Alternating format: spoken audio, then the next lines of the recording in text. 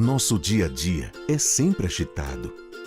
Vivemos concentrados em novas descobertas. Desenvolvemos tecnologias, inventamos, reinventamos, procuramos o que ainda não existe. Pesquisamos, estudamos dias, meses, anos. Buscamos novas fórmulas, testamos, analisamos e depois disso tudo, colocamos em prática. Nosso dia a dia é sempre agitado, para que o seu seja sempre feliz. Boehringer Ingelheim. A vida tem que ser boa, a vida inteira.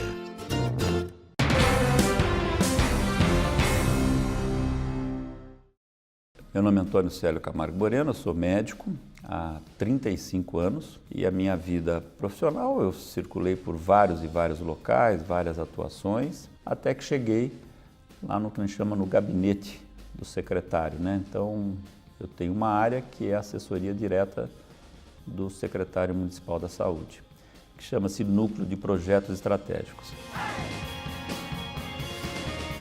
Nesse núcleo de projetos estratégicos, eu coordeno o que nós chamamos de Coração Paulistano. Todos os assuntos da área de cardiologia passam pela nossa coordenação para desimplantar, acompanhar, modificar e fazer as coisas acontecerem. E dentro da Secretaria Municipal de Saúde nós temos vários comitês. E o Comitê de Cardiologia, eu sou o presidente do comitê. Ele acaba avalizando as decisões que vamos aplicar na área de cardiologia, aqueles assuntos fora do sistema SUS, porque você sabe que o sistema SUS ele é hierarquicamente organizado, então as diretrizes vêm do Ministério da Saúde. Mas a cidade de São Paulo tem uma condição de poder implantar políticas adicionais ao Sistema Único de Saúde, então esses projetos estratégicos acontecem por decisão da Secretaria Municipal de Saúde. E aí é que a gente atua nesses assuntos, vamos usar um termo bem estratégicos, né? A cardiologia, né, as doenças cardiológicas, elas são as mais prevalentes, né? As cardiocirculatórias, né? E então, evidentemente, nós temos que ter uma ação bem intensa, porque ela impacta muitos casos de internação, impacta muitos casos nas unidades básicas e nos ambulatórios de especialidades e, no fundo, é uma doença que traz também muita incapacitação das pessoas. Então, ela não pode deixar de ter um olhar bem atento do gestor central, que é o secretário. Então, nós, dentro da cardiologia, procuramos ter várias ações em que a gente possa aplicar todos os conhecimentos atuais que a gente tem da medicina para melhorar tanto a vida das pessoas quanto o nível de gestão, porque o dinheiro é público, então quanto melhor aplicado, mais corretamente aplicado, estamos fazendo a nossa função pública. E isso, evidentemente, para trazer o impacto para os usuários do Sistema Único de Saúde e, se melhor aplicado, poder usar para mais pessoas, porque infelizmente ainda o Brasil não é um país autossuficiente para dizermos que estamos resolvidos economicamente falando, que ainda não é uma verdade.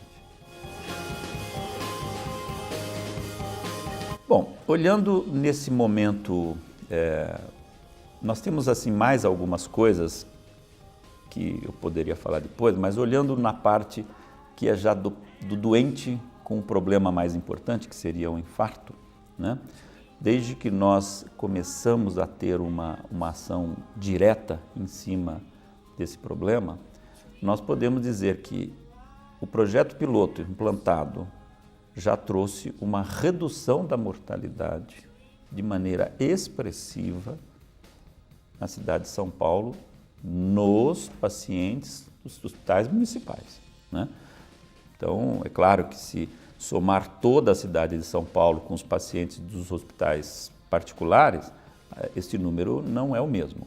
Mas se nós trouxermos para os hospitais municipais, a redução da mortalidade e da condição pós-internação dessas pessoas, ela é significativa, já trouxe resultados que se compara a países de primeiro mundo, né?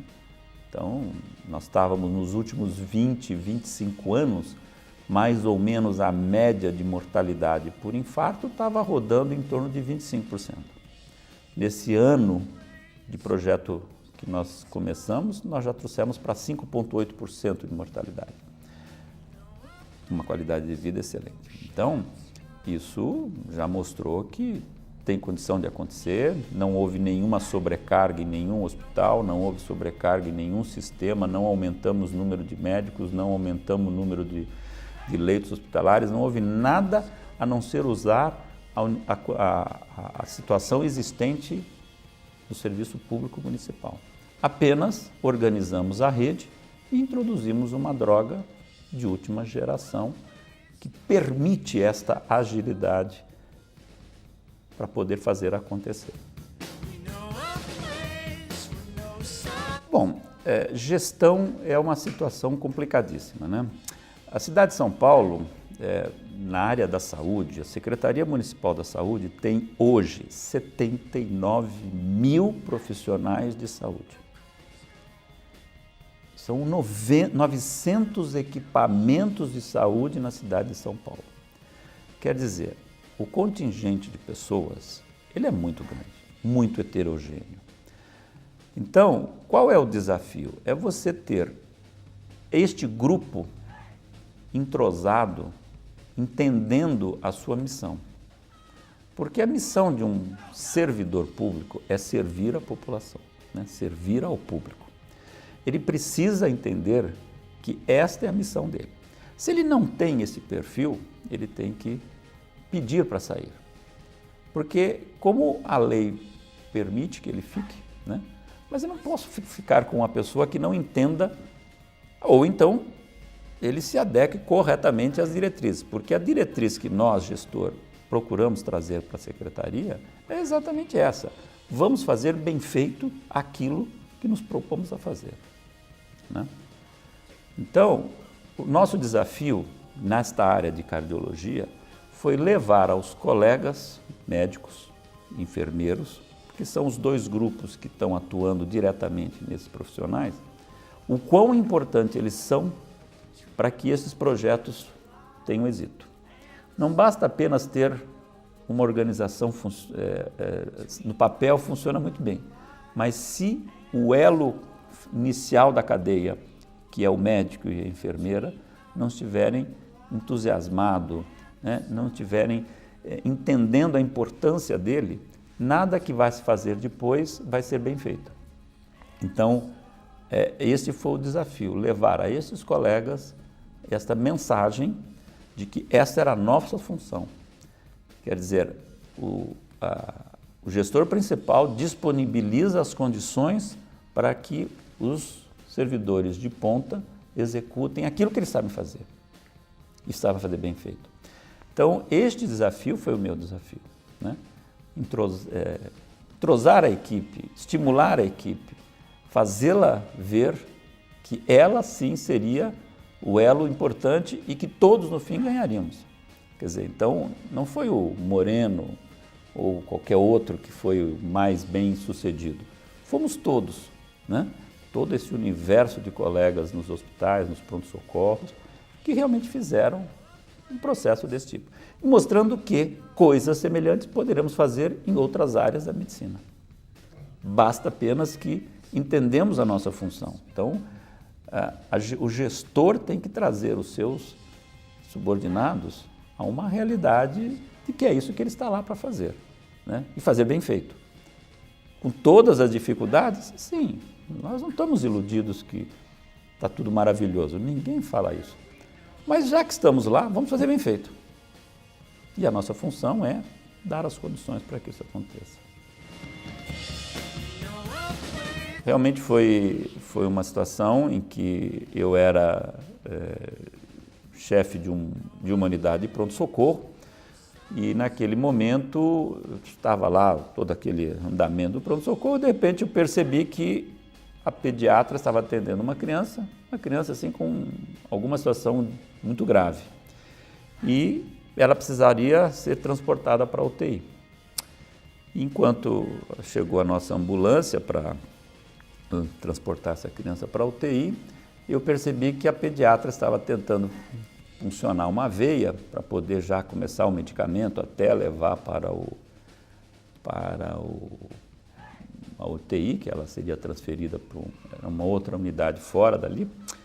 E ali eu tomei uma decisão que, assim, quanto tempo vai demorar para você terminar essa punção dessa veia para instalar o soro, né? Porque você não é muito especializada numa, né? Isso às vezes o pediatra não tem muito traquejo para uma situação de não sei o que, já estou tentando há 10 minutos, não consigo. Falei, então que eu vou chegar com esta criança no pronto-socorro, na UTI, mais rápido do que você vai ficar testando. E a criança no colo, entrei na ambulância e falei, vou abaixo, né, para o motorista, vamos chegar nisso aqui. E já mandei ligar para o hospital assim, estão chegando, já fica com a porta aberta. E nós andamos naquele minhocão, né, eu tive que atravessar, lembra até hoje, eu atravessei aquele minhocão na ambulância, segurando a criança e tal, colocando oxigênio, fazendo as manobras necessárias, até que chegamos com a criança, coloquei a criança dentro da terapia intensiva, o colega da terapia, enquanto eu estava conversando com ele, ele já pegou a veia, pela rapidez, pela facilidade, pegou a veia daquela criança, já começou a dar o remédio. Eu falei, bom, então está entregue, está tudo bem? Não, pode deixar agora com a gente, que a gente coisa. E peguei a ambulância e voltei, né?